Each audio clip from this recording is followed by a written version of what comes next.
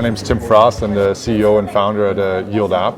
We're high growth fintech, and our vision is to bring high yielding opportunities to your crypto assets. We have over 80,000 users and over $500 million assets under management. And this is my third fintech crypto startup, and just kind of a background in really high growth fintech startups. It's great to see you at this conference dedicated to Metaverse. So, in your opinion, what are the biggest challenges Metaverse is facing nowadays? Well, I think it's just quite early. I mean, I think it's kind of the victim of so much potential and such early on in kind of the developments, and so you haven't really seen a lot of mature platforms being built at this point. I think there's a big promise, and why you're seeing even so many companies in the traditional sectors, like the big brands, the Nike, the Louis Vuittons. I mean, everyone is trying to have a kind of metaverse play, because we all understand a big part of the future economy is going to be completely digitally immersed, and so I think right now we're just so early. There's no real defined winners, and it's still way too early to even really understand who is going to be the winners and what it's ultimately going to shape up to be. But at that time, I think there's so much interest and hype where it's been healthy, and it's been a lot of funded projects that is going to help accelerate the adoption curve.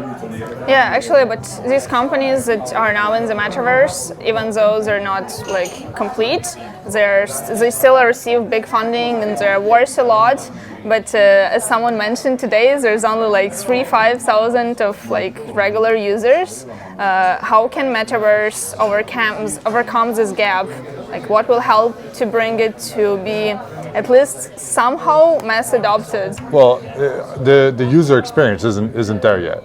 Right. I think if anyone's played in these play-to-earn games, people have tried to tokenize kind of existing kind of mediocre games, and or just kind of built very simplistic games of stuff that we probably wouldn't even play when we were children, and not known to today. So the experience isn't there.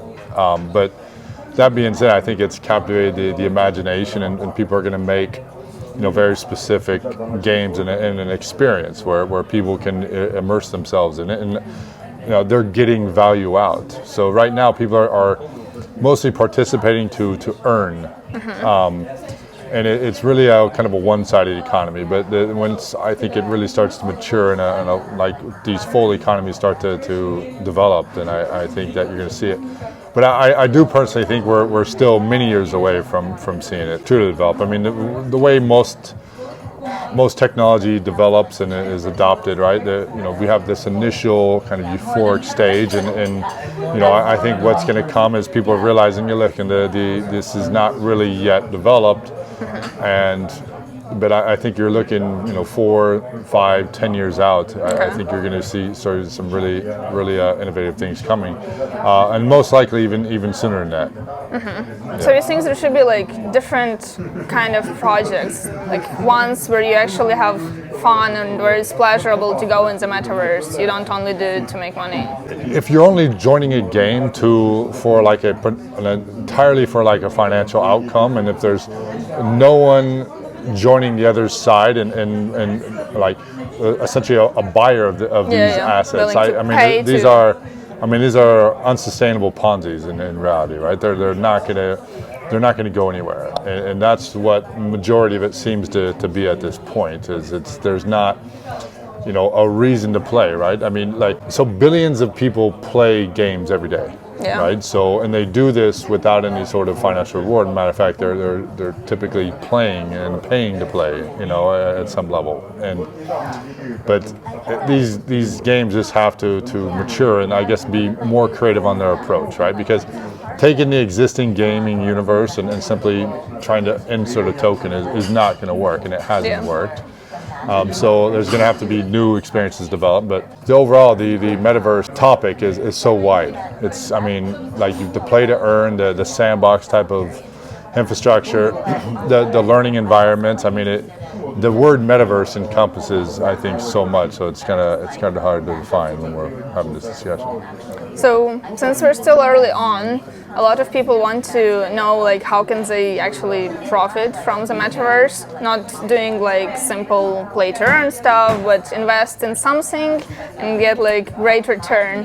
What would be your take on this? Like, is it realistic? What should you focus on? Well, I think it absolutely is realistic, but I think it's also quite dangerous at this time. I mean, I think we're seeing still an overvaluated market at this point, right? For what's coming out the other side. So the majority of projects are going to end up in losses. I think that's kind of something that's kind of predefined at this point. Kind of like with the rise of the internet, where there's lots of like dot-com bubble. All these well-funded companies and projects, they do lead. I mean, ultimately, it speeds up the innovation because it makes competition more fierce, and and people vying for a market, which means that people have to really excel to ultimately create those experiences that the market is going to demand.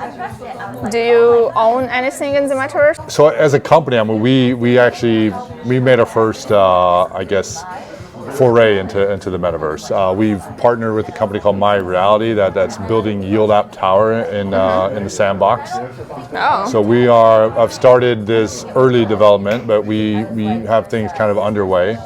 But we see this as kind of a multi-year kind of like build out. But like we want to be one of the first ones to like have something in there.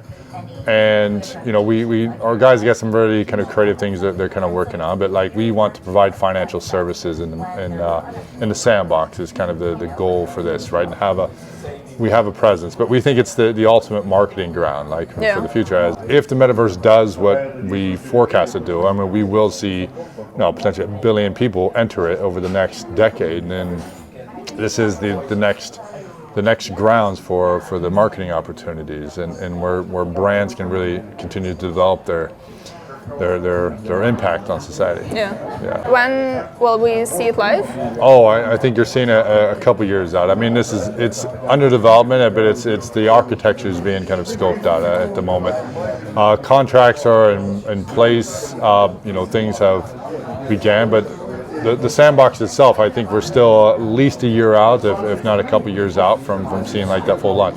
There's a lot of companies like ours that are kind of developing things right now, and I think it's going to be it's going to be interesting to see what's ultimately people are working on. I think everyone's pretty much working in stealth at this point, and has their own vision of what they want to have in the Sandbox.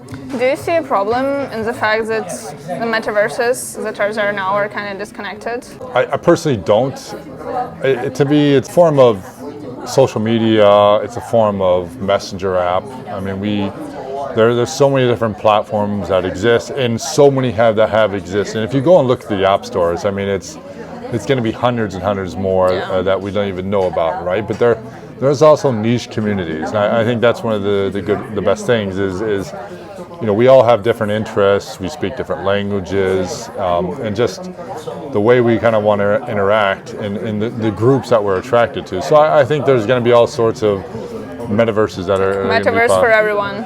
Yeah, I mean, Facebook is going to come up with their ultimate metaverse, which is going to be for probably the massive public that doesn't care about their privacy issues and that. But there's a large demographic that want a different type of experience.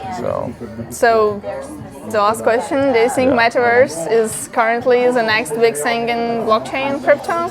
I mean, I think there's a lot of great things going on. I think Ethereum 2.0 should be out in the fall. I think it's going to really accelerate the adoption curve as well, just by bringing more transaction throughput to the networks and bringing down transaction costs. I think you're going to see like DeFi almost 3.0, like that's starting to be developed, and this next wave of developments coming in DeFi, which I'm very enthusiastic about. I think we've seen those initial waves of the NFT space, and obviously things in Metaverse. I think there's so many great things happening like all around. I wouldn't particularly say one is even bigger than the other, and I think they all have a chance of being extremely impactful on the global. We're lucky to live in a great time, I guess. Oh, we're living in a fantastic time. I don't think there's a better time to be alive, to be honest. I mean, there's so much opportunity, especially if you're willing to get out there and learn through things. And I mean, there's tremendous opportunity if you want to work or potential Change the world. investor. I mean, the world in the next 20 years is going to be, for sure, it's going to shape a lot, right? And it's more and more digital. So I think for anyone, the faster we all adopt to it, the better chance that we have to succeed in the future. So, yeah, definitely. Yeah. Well, thank you so much for this small talk. Thank you. It was Anastasia. really interesting to get your insight. I appreciate it.